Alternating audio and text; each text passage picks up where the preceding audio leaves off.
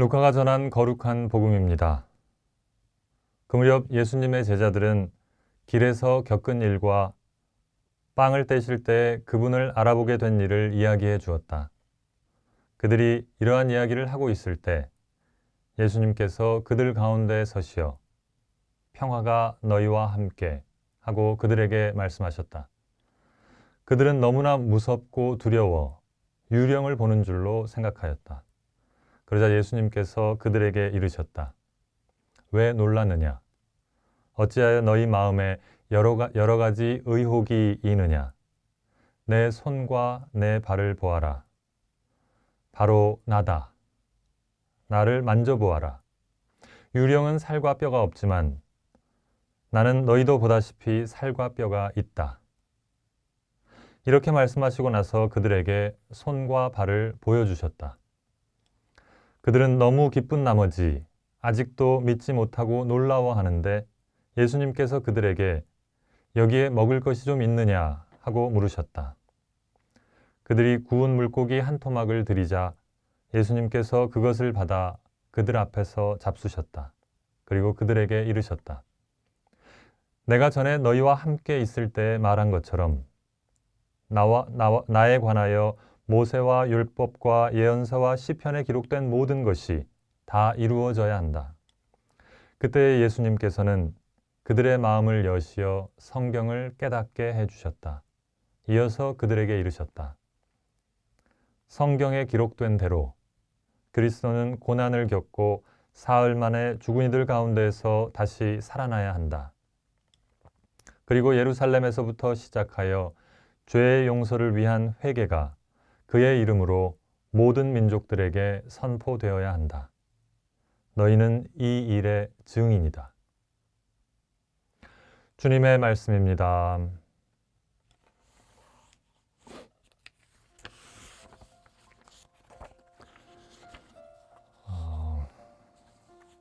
이야기를 좀 들려드리려고 그러는데요. 제 이야기가 아닙니다. 친구 이야기입니다. 절대 제 이야기가 아닌데요. 제 친구 중에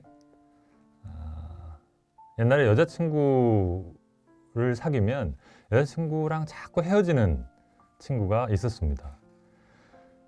만나고 헤어지기를 반복하는데 그 대부분이 헤어지기 전에 다른 사람을 사귀기 시작하는 거죠. 하루는 술을 한잔하면서 그 친구 이야기를 좀 들었습니다. 친구 왈, 자기가 그렇게 만나고 헤어지기를 반복하는 거, 그리고 이전의 관계가 정리되기 전에 다른 사람과의 교제를 시작하는 것은 혼자 남겨질까 봐, 그리고 혼자 남겨지는 것이 두려워서 그런 것 같다고.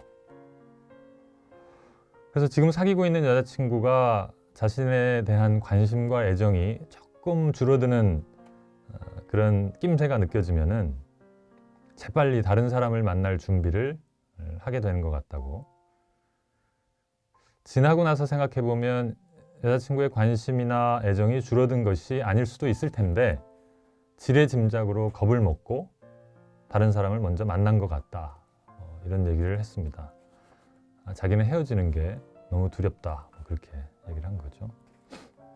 이제부터는 제 이야기입니다. 또 혹은 여러분의 이야기일 수도 있겠죠.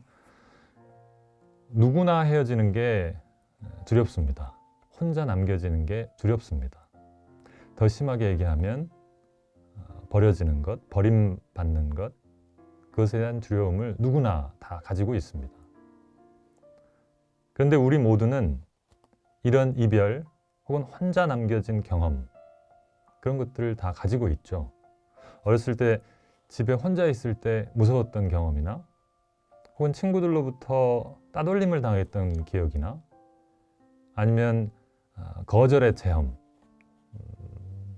마음을 열었는데 상대방이 마음의 문을 닫아버린 그런 체험들 다 가지고 있습니다. 그 느낌이 어떤 느낌인지 알기 때문에 우리는 버려지는 것이 또 헤어지는 것이 두려운 거죠.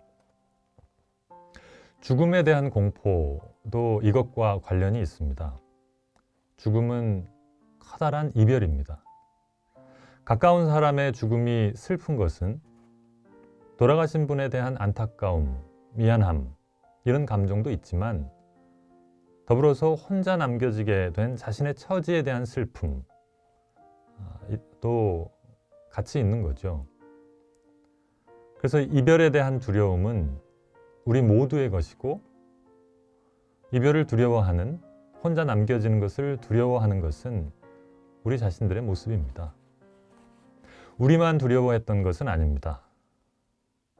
제자들은 죽음을 두려워했기 때문에 모두가 도망을 쳤고 또 죽기를 장담했던 베드로는 3번씩이나 예수님을 모른다고 했습니다. 그들 역시 죽음에 대한 두려움을 가진 인간이었습니다. 그리고 죽으면 끝이다. 그렇게 생각을 했습니다. 예수님이 돌아가셨으니 모든 게 끝났다. 예수님의 죽음의 의미를 온전히 이해하고 있지 못했던 것 같습니다. 죽음이 끝이 아니다. 그 의미를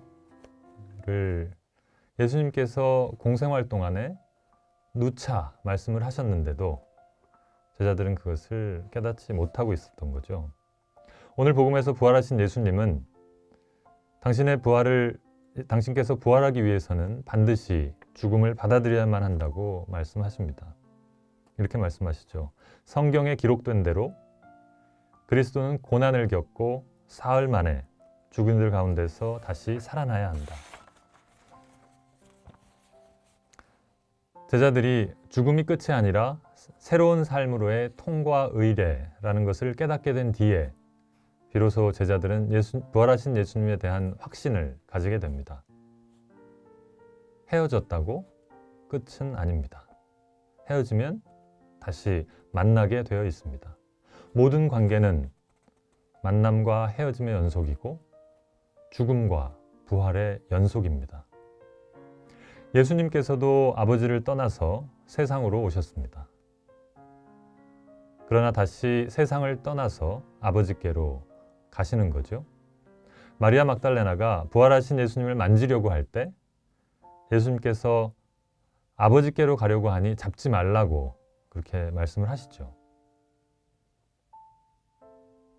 당신께서 먼저 죽음을 경험하시고 죽음이 끝이 아님을 몸소 보여주신 분이 이별과 죽음을 두려워하는 우리들에게 처음 건네신 인사 말씀이 샬롬입니다. 너희에게 평화가 있기를. 히브리어의 이 샬롬은 하느님의 선하심, 하느님의 사랑 이런 것들이 더할 나위 없이 꽉 차 있는 상태, 충만한 상태를 말합니다. 목숨마저 내어주시는 하느님의 사랑을 만나서 더 이상 부족함이 없는 상태, 충만해서 가득 차서 무언가를 위해서 싸워야 할 필요가 없는 상태, 충만해서 미움이 들어갈 자리가 없는 그 상태, 그걸 샬롬이라고 한답니다. 복음에서 그분은 당신의 부활을 제자들이 확신할 수 있도록 몸소 가르쳐 주십니다. 손수 당신의 손과 발을 보여주시고 이 내 손과 발을 보아라. 틀림없이 나다. 자, 만져보아라 하시는 거죠. 불과 며칠 전에 십자가에 못 박힌 손과 발을 제자들 앞에 보여주시면서 죽었던 이가 바로 나다. 죽었던 이가 바로 지금 살아있는 나다 라고 말씀을 하시는 거죠. 예수님은 그리스도의 부활을 통해 죽음이 우리가 두려워해야 할 것이 아니라는 것을 말씀을 하시는 거죠. 그 예수님이 지금 우리에게도 평화로 다가오십니다. 목숨마저 내어주시는 사랑으로 오셔서 우리를 가득 채우고 평화를 주시고 싶어 하십니다. 문제는 우리들입니다. 우리가 그렇게 깊은 사랑을 내어주시려고 다가오시는 예수님을 깊이 만날 수 있도록 함께 기도하고 청했으면 좋겠습니다.